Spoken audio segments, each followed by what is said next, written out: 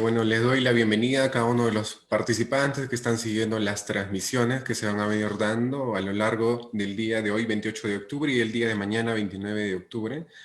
Y pues siguiendo con el formato de conferencias de esta primera jornada internacional de análisis conductual Huaraz 2020, tenemos en la hora programada para el día de hoy la conferencia de la magíster Fanny Trujillo con el tema Introducción al análisis experimental de la conducta. Antes de poder darle pase, pues les comento un poco acerca del perfil de la maestra. Ella es licenciada en Psicología en el Centro Universitario UTEG, maestra en Ciencia del Comportamiento UDG, miembro del Sistema Mexicano de Investigación en Psicología y del Consejo para la Prevención de la Mala Práctica Profesional en Psicología, COMEPRED, miembro de la Asociación Nacional de Docentes Universitarios México, miembro de la Red Iberoamericana de Analistas Conductuales y miembro de la Sociedad Mexicana de Analistas de Conducta. Bueno, es un gusto poder tenerla, maestra Fanny, comunicar también que las preguntas que se puedan ir surgiendo a lo largo de la conferencia serán respondidas al finalizar y pues, maestra, la dejamos que pueda seguir con esta Jornada Internacional de Análisis Conductual Huaraz 2020. Muy buenos días, adelante, maestra. Diego, muchas gracias. Les agradezco mucho la invitación a participar en esta primera jornada internacional de análisis conductual. Les agradezco mucho también al país Perú que nos han invitado a dar esta charla, le digo yo más que una conferencia. Y pues quiero reconocer muchísimo el trabajo que han hecho tanto Diego como Milagros por llevar a cabo un evento de tal magnitud como este, ya que ellos en su calidad de estudiantes de la licenciatura están tratando de buscar qué hay más allá de lo que nos enseñan las aulas y bueno, el análisis de la conducta no es algo que se enseñe tan fácilmente dentro de los programas de estudio. Y platicando, cuando me hacía la invitación a dar esta charla, me decía, pues, ¿qué enseñan allá en México? Y pues les decía, pues, más o menos lo mismo que con ustedes. Muchos programas no están tan actualizados en esta parte científica de la psicología y pues, bueno, esta labor que ustedes están haciendo permite a mucha gente acceder a estos nuevos términos. Nuevos relativamente, ¿no? Iniciando en 1900 con toda esta ola del análisis conductual. Y bueno, yo les voy a presentar una charla que se llama Introducción al análisis experimental de la conducta. Les voy a compartir mi pantalla.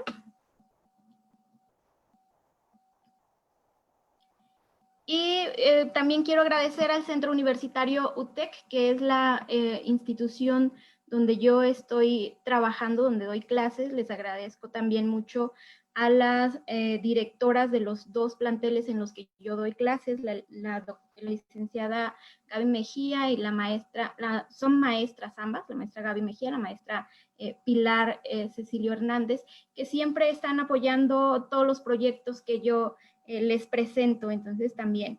Y bueno, voy a empezar entonces con mi presentación. Ya nos decía Diego hace un momento acerca de las preguntas. Les voy a agradecer infinitamente todo lo que tengan que preguntar, porque esto hace que la charla sea un poco más llevadera, sea menos pesada respecto de lo que usualmente estamos acostumbrados en una conferencia, donde el de un lado habla y los demás escuchan. Así que me gustaría que vayan haciendo sus preguntas para que Diego me ayude a me las transmita y podamos tener por ahí un poco de interacción.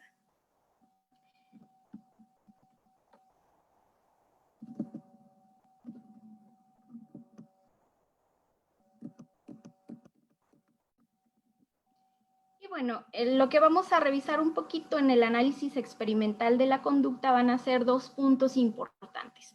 Primero, los antecedentes, algunos eventos históricos y científicos importantes que van a dar en base al análisis experimental de la conducta. Yo les voy a hablar de la parte experimental o de la parte donde se hace la ciencia básica y ustedes van a poder ver en el programa que estamos revisando hoy en esta primera jornada internacional de análisis de la conducta, que vienen muchas cosas aplicadas, muchas cosas que están relacionadas ya con la clínica y con procedimientos que están basados en evidencia. Y pues esa evidencia viene desde este punto, desde los antecedentes experimentales de la conducta. Y bueno, la segunda parte va a ser Skinner y la metodología operante que él propone para estudiar la conducta, y vamos a ver algunas relaciones con la filosofía y el método científico que él propone en relación con el método de la época en la cual él se está desarrollando. Y bueno, iniciamos con esto. Las primeras explicaciones del mundo siempre van a estar basadas en cuestiones respecto de el interés por explicar fenómenos que seres humanos a lo largo de la historia se han hecho preguntas acerca de cómo funciona el mundo, y estas explicaciones dadas por los primeros pobladores en relación a que estos fenómenos del mundo no se pueden explicar tan fácilmente, por lo cual recurren a entidades inobservables y además que son sobrenaturales. Y por ahí tenemos muchos antecedentes y todavía mucha reminiscencia respecto de esto, los famosos dioses. Y tenemos ahí religiones en todos lados y de diferentes tipos, que es la manera en cómo se explica el mundo. Y en relación al comportamiento humano, también han habido un montón de intentos por explicar por qué el hombre actúa de una manera o de otra en particular. Así que el concepto al que recurrieron muchos pensadores respecto de estas explicaciones incluye al alma, pero no al alma como Aristóteles la presentaba en los escritos respecto del alma. Hubo ahí históricamente toda una confusión acerca de manera natural y cómo se interpretó a lo largo de la historia, que llegó a tener un sentido sobrenatural. Y bueno, esta alma nos llevó a decir, esta alma sobrenatural nos llevó a decir que es ella, este ente, el que va a determinar el comportamiento humano. Con el paso también del tiempo y de la historia, vimos que este concepto de alma se fue sustituyendo por conceptos como el inconsciente, como la mente, como las estructuras mentales. Y bueno, ¿qué hay de científico en eso? Pues no mucho. Y bueno, dentro de los antecedentes que dieron pase a este análisis experimental de la conducta, tenemos toda la parte de la revolución científica, donde empezamos a identificar a personajes como Newton, como Galileo, que identificaron que había otras cosas u otras maneras, aparte de los dioses, de explicar los fenómenos del mundo. Y en este sentido, un antecedente muy, muy importante para el análisis de la conducta fue la teoría de la evolución, que estuvo trabajada por Darwin respecto de que la selección natural era una manera más científica de explicar cómo es que el hombre fue evolucionando y toda esta filogenia que tenemos en relación a ellos.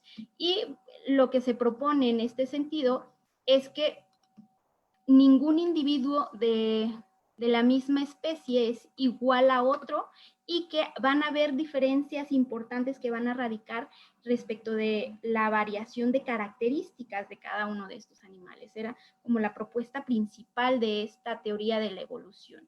E incluyen ahí, por ejemplo, el color de pelo de los animales, sus plumas, el largo de los picos y aquellas características que ayudaran a que estos animales se adaptaran más al ambiente, iban a hacer que estos animales sobrevivieran, y aquellos que no tenían estas características entonces iban a perecer. Y algo similar se decía respecto de la conducta de los organismos. Entonces, cuando una conducta en particular se adapta más al ambiente o al cambio, va a permitir que esta conducta se siga reproduciendo y que el animal tenga más posibilidades de sobrevivir en la naturaleza respecto de cómo se está comportando. Otro antecedente importante fue Thorndike con sus estudios por ensayo y error respecto de unas cajas problemas. Por ahí no me voy a profundizar demasiado porque pues es una charla de 1 hora y espero cumplir con el cometido, pero pues van a haber muchas cosas que nos quedemos sin platicar o sin revisar a profundidad, que esto pues nos llevamos semestres, incluso años, haciendo toda una revisión de cada uno de los puntos y fundamentos que están detrás del análisis experimental de la conducta. Pero bueno, Thorndike era un psicólogo que estaba interesado en saber cómo es que los animales iban aprendiendo, y entonces él hizo un método por ensayo y error en el cual metía algunos gatitos a unas cajas que estaban llenas de problemas y fuera de estas cajas alimento.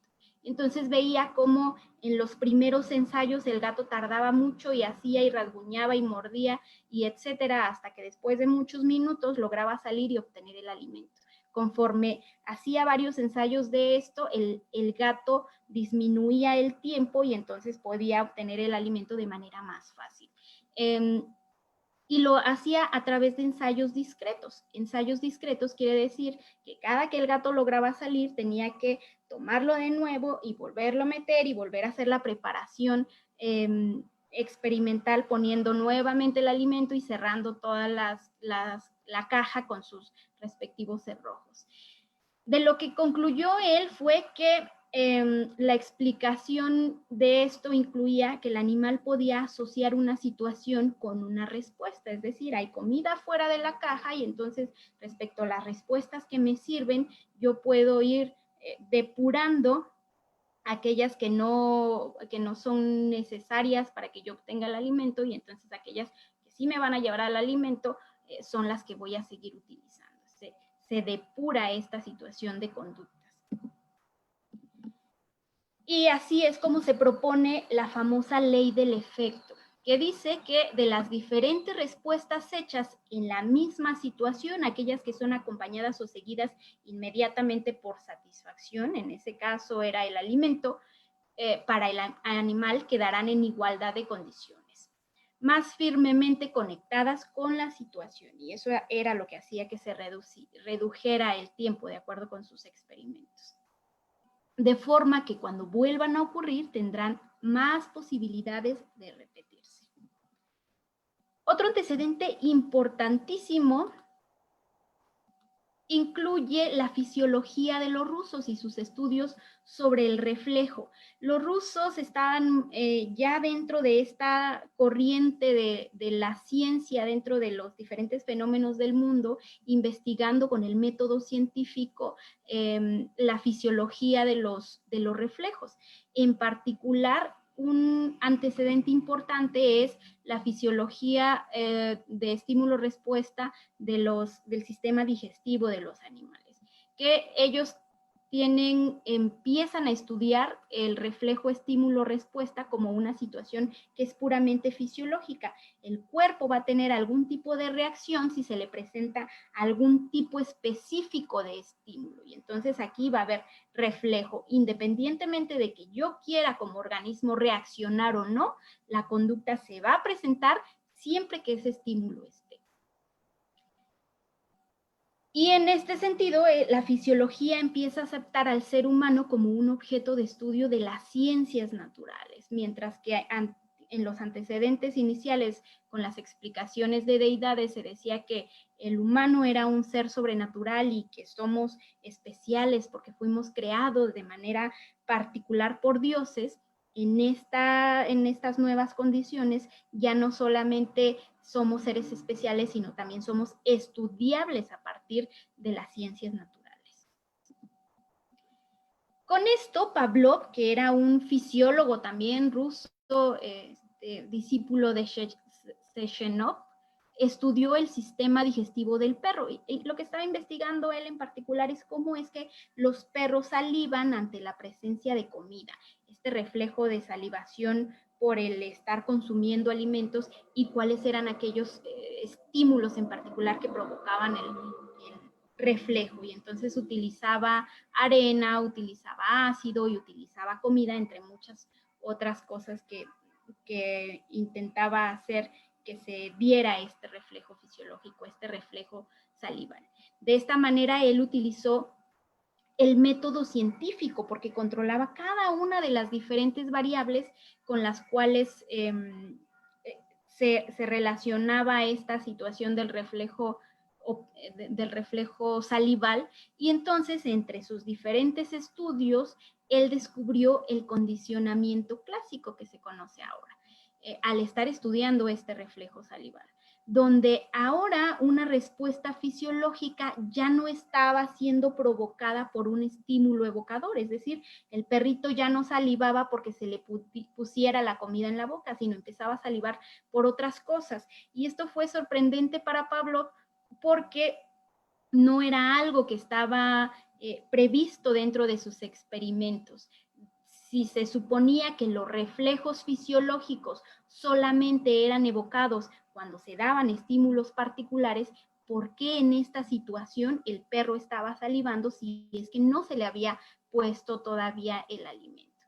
Y bueno, después de haber terminado de hacer todos sus estudios del sistema digestivo, por los cuales recibió incluso premio Nobel, dedicó el último tiempo de su vida a estudiar los reflejos condicionados, como él mismo le llamó. Es decir, esta situación en la cual se daba la salivación condicionada a partir de un otro estímulo que no era el que inicialmente evocaba la salivación. Y para esto utilizó el método científico, controló cada una de las variables, hizo sistematización de cada uno de los elementos con los que estudiaba este reflejo y empezó a hacer la presentación de dos estímulos, uno de los cuales pues era el alimento, que siempre iba a servir como evocador de la salivación, y otro que no evocaba nada en los sujetos experimentales. Entonces los ponía juntos. Un estímulo X, imagínense, por ejemplo, alguna luz, y lo quitaba y experimentaba con otro diferente. Y lo quitaba y experimentaba con otro diferente. No es así tan rápido como yo se los estoy presentando, sino sistemáticamente lo hacía una y otra vez hasta encontrar el reflejo salival. Pero lo que hizo fue variar estos estímulos para ver si era un estímulo en particular bajo el que se daba este reflejo condicionado o se podía condicionar ante muchos estímulos diferentes. Y bueno, por ahí hay todo un planteamiento, muchos escritos acerca de las características que debe de tener el estímulo respecto a las características del perro o de los organismos con los que se hacen estos estudios para que haya una conexión entre estos estímulos. Y bueno, después de hacer sistemáticamente estos estudios, lo que encontraba es que cuando eliminaba el estímulo que inicialmente evocaba la salivación, simplemente ese estímulo con el que se había apareado ahora se volvía condicionado de esa conducta refleja que ahora también era condicionada a este nuevo estímulo. Otro antecedente importantísimo, por ahí Diego y Milagros ya nos presentaban en la introducción o en la inauguración de esta jornada acerca de la importancia de Watson respecto del análisis experimental. Y es que él presentó, tomando en cuenta estos estudios del condicionamiento clásico, presentó argumentos respecto de que la psicología debía tener a la conducta como objeto de estudio, además de que ésta la proponía como una rama experimental de la ciencia natural, mientras que los filósofos de la ciencia de la época decían la psicología no puede ser una ciencia porque no se adapta a los principios que las ciencias naturales están llevando a cabo. Watson decía, bueno, es que si tomamos estos estudios que vienen desde Watson, sí podríamos hacer que la psicología sea una ciencia experimental. Y esto, pues, él proponía que era una forma de darle un carácter objetivo a la conducta para poder predecirla y controlarla. Y hacía con esto que la introspección, como un concepto importantísimo en esa época en la psicología y que además era un método que era usado por algunos científicos, quedara fuera, porque este método introspectivo no cumplía con estas características de las ciencias naturales. Y bueno, él, tomando en cuenta la revolución filosófica de esta época, la revolución positivista, dio bases epistemológicas para que él pudiera plantear este manifiesto conductista. De manera que Watson decía que el uso del método de los reflejos propuestos por Pavlov en esa época, a inicios finales de 1800, principios de 1900, eran productos, proponía que estos mismos podían explicar la conducta humana, de manera que la conducta de los humanos eran productos de reflejos que eran condicionados de manera posterior. Y él hizo un montón de estudios al respecto. Tenemos por ahí el famoso estudio con el pequeño Albert, donde condicionó las respuestas emocionales. Él identificó que de manera natural tenemos 3 distintos tipos de emociones, y estas emociones pueden ser condicionadas a diferentes situaciones o contextos o estímulos en particular.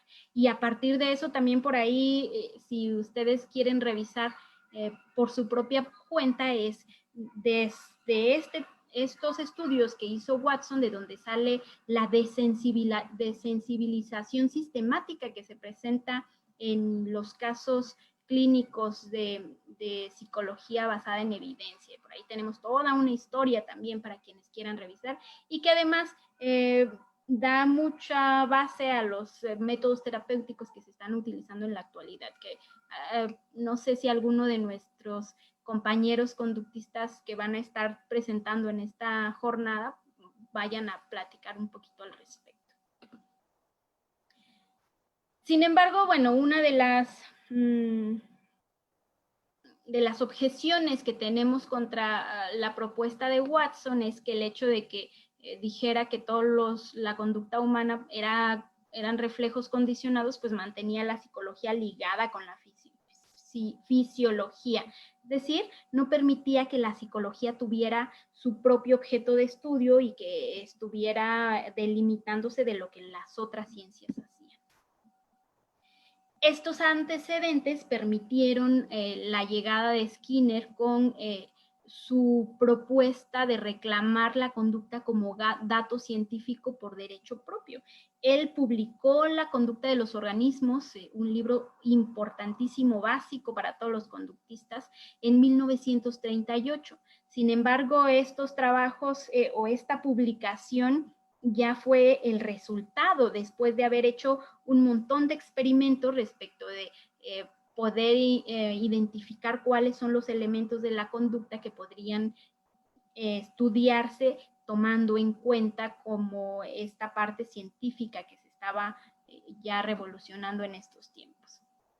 Y bueno, él dice en este libro de 1938 que él revisó algunos pasos importantes para llegar a esta proclamación de la conducta como dato científico por derecho propio. Y uno de ellos es esta afirmación de Darwin de que va a existir continuidad entre los animales y los humanos. Darwin en su época revolucionó en este sentido porque antes de él decían los humanos son especiales y los humanos son creados divinamente y los animales pues son inferiores.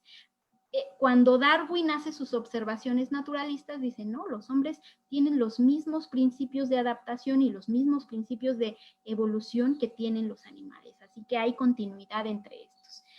Aunque en este sentido, pues atribuyó algunas facultades mentales a los animales.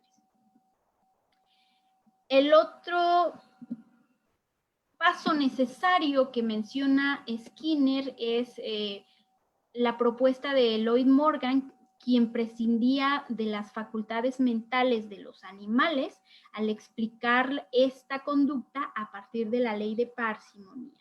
Y esta ley de parsimonía lo que dice es que una acción no se debe interpretar como el resultado del ejercicio de una facultad psíquica superior, sino puede interpretarse más bien desde una actividad psíquica inferior en la escala psicológica. Es decir, a partir de observar todo lo que están haciendo los animales, podemos interpretar la conducta de ellos. Lo que propone esta ley de parsimonía es que se traten de encontrar las explicaciones más simples al fenómeno observado y no necesariamente atribuir facultades mentales que no podemos estudiar, no podemos revisar de los animales y no nos consta que existen. El otro punto es el uso de la técnica de Morgan por parte de Watson, que eran estos antecedentes que veíamos previamente, para explicar la conducta humana, y entonces se restablecía la continuidad animal-hombre que ya había sido propuesta por Darwin, pero esta vez Watson decía que no era necesario hablar de facultades mentales, por lo tanto se prescinden de ellas. En este sentido, el planteamiento de Skinner y esta propuesta que tienen esta conducta de los organismos es que el reflejo, que ya viene desde la tradición rusa, desde la tradición fisiológica, pero tomando solamente el término, puede ser usado por la psicología para describir la relación entre un estímulo y una respuesta de los organismos. De manera que van a existir una correlación entre estos.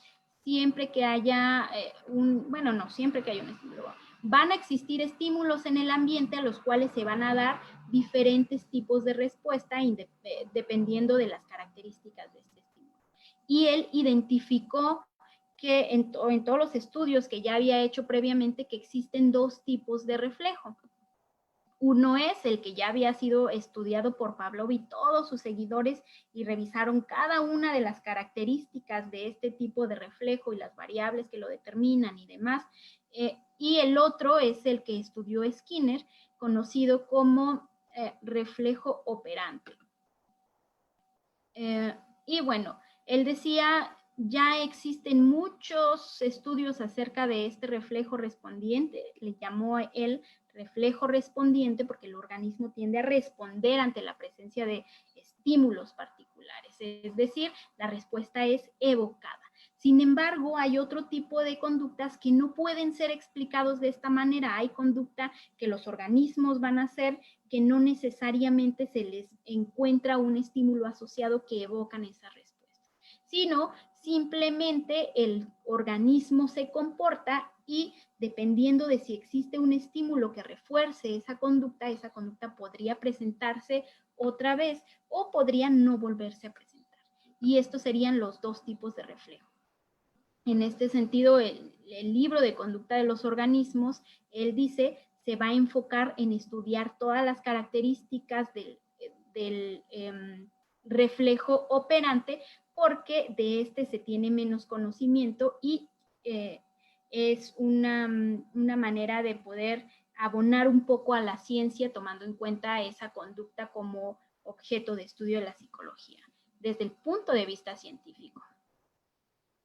El otro planteamiento es que el estudio de ambos reflejos, tanto del respondiente como del operante, va a poderse hacer a partir del análisis de sus componentes. Y es aquí donde empieza a tomar nombre esta gran corriente de análisis experimental de la conducta, porque a lo que se refiere el análisis desde el punto de vista científico es a separar cada uno de los componentes del fenómeno y estudiar estos componentes de manera individual, es decir, los separamos y los analizamos para poder entender por qué y cómo es que se dan los eventos respecto de un fenómeno más grande.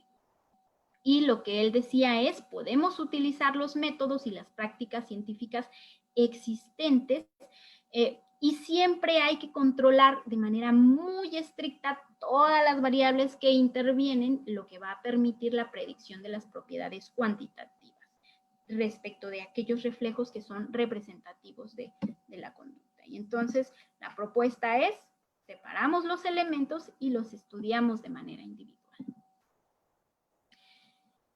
Él dice que el método que va a utilizar para estudiar este reflejo operante debe tener características propuestas por el método científico. Y bueno, hay que revisar cuáles serían las propuestas del método científico. La ciencia, respecto de lo que se estaba haciendo en esa época y conforme ha avanzado en la actualidad, dice que los hechos tienen que poder describirse, tienen que poder sistematizarse, tenemos que poderlos medirlos, tenemos que poder medirlos para darles una explicación y entonces poder predecir si los fenómenos pueden o no ocurrir y en qué condiciones se van a dar. De manera que controlemos algunos fenómenos y tengamos mayor conocimiento del universo. El conocimiento científico, entonces, lo que va a buscar es todas las regularidades que haya en la naturaleza para poder seleccionar algunas variables en particular que nos permitan explicar los fenómenos que estemos estudiando y buscar relaciones funcionales entre cada una de las variables. Si nosotros revisamos los escritos de Skinner, esto es precisamente lo que dice, está buscando relaciones entre las diferentes variables. Sin embargo, pues esta propuesta es del método científico en general de las ciencias naturales. De manera que cuando encontramos relaciones entre las variables se pueden proponer leyes científicas o naturales para que demos paso a sistematización de diferentes leyes con relaciones mutuas y se puedan hacer propuestas teóricas que nos van a permitir explicar el universo y mientras estas teorías mejor se adapten a la explicación del universo, pues es una teoría mejor construida. Dentro de las ciencias van a existir dos divisiones. Una sería las ciencias básicas, que estas se van a llevar con el fin de incrementar conocimientos sin fines prácticos inmediatos. Es decir, cualquier cosa que yo haga dentro de las ciencias básicas, a lo mejor no se le ve una aplicación en particular, es simplemente por conocer. Y las ciencias aplicadas, que lo que buscan es resolver algún tipo de problema práctico. Así que lo que hacía Skinner sería esta parte de las ciencias básicas. Intentaba identificar cada uno de los elementos y sus características para poder explicar este estímulo, esta relación estímulo-respuesta. Y bueno, él decía que su método para estudiar este reflejo operante era positivista. Y se habla mucho acerca de lo que es el positivismo respecto de los conductistas. Es que son positivistas, es que son deterministas. Pues sí, Skinner lo proponía desde su libro y en muchos escritos lo está planteando. Pero ¿qué es esto del positivismo?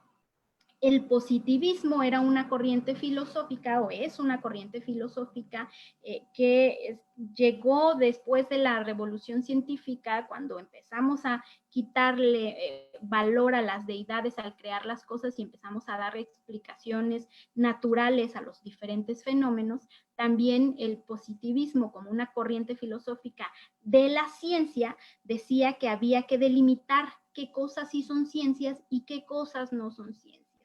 Y ya en la conferencia de la mañana, Arturo Oleaechea nos hablaba acerca de algunas que son pseudociencias y que no alcanzan a tener esas características de la ciencia y que tenemos que tener cuidado con ello porque pues causan más mal que bien. Y bueno, el positivismo decía o propone, plantea que solamente es posible conocer lo dado, aquellas cosas que son evidentes o que son objetivas, de manera que se van a estudiar hechos concretos que puedan observarse por los investigadores y que puedan medirse, experimentarse y por tanto clasificarse.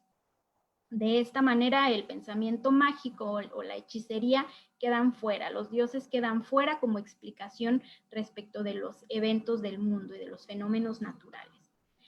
Para que esto pueda suceder, el conocimiento debe demostrarse en positivo, por eso es que se llamaba positivista, es decir, debo demostrar que algo existe, pero no puedo demostrar que algo no existe. Y esto es lo que le da el nombre a esta corriente filosófica de la ciencia. Así que cualquier disciplina que quiera ser una ciencia debe pasar por un proceso de validación único. Y bueno, tomando en cuenta todos estos postulados, pues lo que intenta Skinner es precisamente ajustarse a esto que dice el positivismo. ¿Qué cosa es ciencia y qué no es ciencia? Para ese entonces el positivismo decía, psicología no es ciencia, no cumple con los criterios, ¿no? De acuerdo con su método introspeccionista, no podemos medir, no podemos observar, no podemos cuantificar y por lo tanto no podemos predecir. Skinner dice, sí, si tomamos como objeto de estudio a la conducta de los organismos en relación a el ambiente que le rodea o en interacción con los eventos del ambiente, entonces podemos explicar a la psicología como un fenómeno científico que puede caber dentro de las ciencias naturales.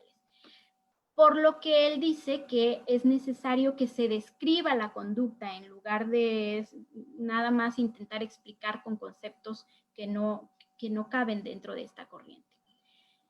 Los conceptos, dice él, que se usan aquí van a describir observaciones inmediatas y no propiedades locales fisiológicas. Por ejemplo, él tomaba este concepto de reflejo y ya no estaba hablando de un reflejo fisiológico, la salivación en relación a la comida o la extinción como un agotamiento de determinadas sustancias, sino más bien como unos conceptos que van a describir otro tipo de conducta. Así que desde el punto de vista científico, los hechos tienen que ser organizados y él propone toda una organización en este libro de la conducta de los organismos dentro de un sistema simple. Y bueno, los estudios que él hace solamente se hacen con el reflejo de la presión de la palanca para obtener comida. Sin embargo, no era ese reflejo en particular, no es la topografía de una ratita apretando una palanca lo que él está estudiando, sino cómo se dan los principios de los elementos que componen este estudio. Lo que busca él es estudiar las propiedades dinámicas de la conducta. De manera que él propone, hace una delimitación de lo que él va a llamar conducta y dice que la conducta va a ser aquella parte del funcionamiento de un organismo que está ocupada en actuar sobre o tener interacción con el mundo exterior. El organismo que él estudió era la rata en relación a muchos otros estudios que se hacían en la época. Ya veíamos a Thorndike con el gato y otros estudios que se estaban haciendo. Y pues, bueno, él plantea las desventajas. La rata tiene pobre visión y sus capacidades reactivas como manos cortas y las diferencias de la laringe, pues son unas desventajas, lo cual hace que estos otros organismos tengan ventajas sobre la utilización de este organismo. ¿Qué dice? Son similares al hombre en consistencia, tienen la convivencia es similar y también hay control experimental. Y estos van a diferir en menor capacidad respecto de las ratas. Sin embargo, hay un montón de ventajas que las ratas, como un sujeto de estudio, sí van a tener. Por ejemplo, las ratas se adaptan a una forma de vida muy rutinaria, lo que hace que se puedan excluir todas las variables extrañas al encerrarlas en un lugar o al dejarlas en un lugar para que vivan y que ellas estén ahí sin que tengan ningún tipo de variables extrañas que puedan afectar los experimentos. Estos organismos también son baratos y fáciles de mantener. Van a ocupar poco espacio, son estables en largos tratamientos y se adaptan al confinamiento de forma simple y ordenada. A diferencia de los otros organismos que son más grandes, por lo tanto son más caros, no hay control experimental rutinario, usan muchísimo espacio. Imagínense un lugar que querramos experimentar y que tengamos muchos perros, se necesita un super espacio y grandes cantidades de alimentos. Y bueno, no todos los procedimientos se pueden hacer con estos organismos. Traigo aquí un ejemplo de cómo es que se almacenan las ratitas. Este es un bioterio del Centro de Estudios e Investigaciones en Comportamiento aquí en Guadalajara, y pues están corriendo experimentos, muchos experimentos. Bueno, ahorita por la pandemia se pausaron muchos de ellos también, pero usualmente aquí está lleno de organismos y están corriendo grupos experimentales de 3, 4 con experimentos hasta 6 o 7 de manera simultánea, y en este sentido pues eso es lo que él decía, de que ocupan poco espacio y es fácil utilizarlos en los tratamientos experimentales. Tenemos aquí una camada de ratitas que nació en esta época de pandemia, y que ellos los crían en sus propios bioterios. Están los bebés recién nacidos. Y pues aquí agradezco al médico veterinario Manuel Salas, que me facilitó el estar tomando estas fotografías y mostrarme a las nuevas crías. Y este es el laboratorio, es el bioterio donde hacen la reproducción de las ratas. Bueno, esta conducta o el operante que Skinner proponía en su estudio es la conducta de apretar la palanca. Y bueno, para poder, o él decía, ¿por qué apretar la palanca? ¿Por qué esta y no otra? De tantas conductas que existen en el posible repertorio de nuestro organismo, ¿para qué estudiamos el apretar la palanca? Y es una pregunta que constantemente se hacen quienes no están familiarizados con el área del condicionamiento operante. Y él decía, pues, que esta es una respuesta incondicionada universal y no presupone conducta manipulatoria condicionada. Es decir, la rata no hace esto de presionar palancas en su mundo natural, y por lo tanto, dado que no es una conducta que esté ahí, nos puede permitir estudiar cómo es que se va a dar el reflejo operante respecto de una situación en particular. Luego él dice también que su frecuencia que es espontánea, pero que al mismo tiempo es baja, va a permitir la moldeabilidad para realizar el condicionamiento. Es decir, el apretar palanca sí puede permitir que un organismo moldee esa conducta ante la manipulación de ciertas variables, al mismo tiempo que va a mantener el efecto del reforzador. Si el reforzador se da ante la presencia de apretar la palanca, entonces el efecto de apretar la palanca también se va a mantener. Esta conducta no está incluida en ninguna otra conducta significativa, como rascarse, como comer, como limpiarse la cara, correr, trepar, etc.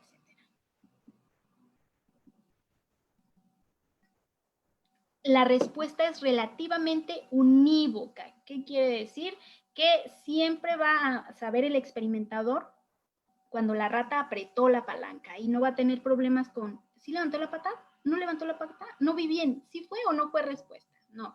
Siempre que se estudia esta conducta de apretar la palanca, dado el switch y los componentes o el aparato experimental, nos va a constar que hubo una respuesta.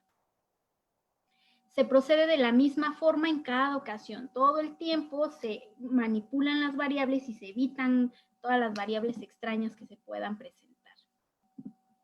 Y por último, la respuesta va a requerir de estimulación externa o discriminatoria, que esta va a ser dada por la palanca. Cada vez que la palanca sea apretada, entonces va a tener un reforzamiento, dado que apreté, entonces obtiene algo que es reforzante para el organismo, que usualmente es comida. Y bueno, aquí tenemos una caja de condicionamiento operante. También esta foto la tomé en el Centro de Estudios e Investigaciones en Comportamiento, y aquí agradezco a la doctora Nora Rangel y al doctor Carlos Torres que me permitieron estar paseando por sus laboratorios y por el Centro de Investigaciones para tomar fotos. Tenemos las cajas operantes, que al mismo tiempo que se está corriendo experimento con una rata, se puede estar corriendo experimento con varias de manera simultánea. También esta es una de las ventajas de utilizar la conducta de apretar la palanca o la metodología propuesta por Skinner. Por ahí alguna vez estudiando el posgrado decían, wow, este lugar es el paraíso de las cajas, y es el paraíso de las cajas operantes, porque pues hay muchos laboratorios y muchos de ellos tienen cajas operantes y que además este es un beneficio, un privilegio que tiene este centro de investigaciones fundado por Emilio Rives, de la cual carecen muchos de los centros de investigaciones en la actualidad. Los estudiantes en las universidades no tienen acceso ni siquiera a poder conocer este tipo de aparatos para identificar cómo es que se hacen los procedimientos. Y bueno, la medida respecto de la conducta que Skinner hacía es respecto de la necesidad de cuantificar el dato que ya hablábamos, que dice la ciencia que hay que hacer, incluye la tasa de respuesta. Existen muchas medidas de la conducta, pero una de ellas, para no profundizar demasiado por el tiempo también, es la tasa de respuesta, o son las respuestas por minuto que dan los organismos respecto de este palanqueo, que sería nuestra variable dependiente y que va a depender de la frecuencia de respuesta, es decir, se hacen manipulaciones de cada cuánto tiempo se le entrega el reforzador o del número de respuestas requerido para que se dé un reforzador a nuestro organismo. Y esto va a hacer que la tasa de respuestas cambie, que es lo que nos presenta Skinner en su organismo. Mientras que al manipular el tiempo vamos a tener una tasa de respuestas de una manera, cuando manipulamos el número de respuestas requeridas para entregar el reforzador, el organismo se comporta de una manera completamente distinta. Y continuando con esto, respecto de las necesidades de la ciencia de hacer la sistematización y las leyes que hablábamos hace un rato, Skinner propone algunas leyes de conducta operante. También haz toda una sistematización de leyes de conducta respondiente, pero respecto de este procedimiento en particular, la ley de condicionamiento tipo R, que vamos a estar viendo en las exposiciones probablemente de los otros ponentes, cómo es que una respuesta que vaya seguida por un reforzador tiene mayor probabilidad de presentarse, mientras que en la extinción de tipo R, cuando una respuesta deja de ser reforzada, entonces esta respuesta se extingue. Y por ahí tenemos el fenómeno del berrinche también, que se puede manipular con esta ley de la extinción tipo R. Y termino con esto. Define el análisis experimental de la conducta, al análisis experimental de la conducta, la metodología operante, es decir, ¿es el análisis experimental solamente la metodología operante?